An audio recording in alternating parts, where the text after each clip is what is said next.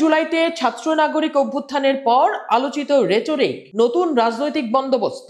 2024-এর শেষ দিনে শহীদ মিনারের সমাবেশে বৈষম্য বিরোধী আন্দোলনের নেতারা দাবি তুলেছেন পুরনো রাজনৈতিক কাঠামো ভেঙে অন্তর্বর্তী সরকারকে জুলাই বিপ্লবের ঘোষণাপত্র দেয়ার। অপরদিকে রাজনৈতিক দলগুলো চায় নির্বাচিত সরকারই এসব বিষয়ে ভূমিকা রাখুক। কিন্তু এই নতুন বন্দোবস্তের দিকে কতটা এগোবে তারা? কর্তৃত্ববাদী হাসিনা সরকারের বিরুদ্ধে অভ্যুত্থানে যারা এক হয়েছিল সেই সমন্বয়ক বা ছাত্র নেতৃত্ব, বিএনপি, জামাত, গণতন্ত্র মঞ্চ ও বাম দলগুলো এরই মধ্যে সংস্কারের মত, পথ ও ক্ষমতা প্রশ্নে বিভক্ত।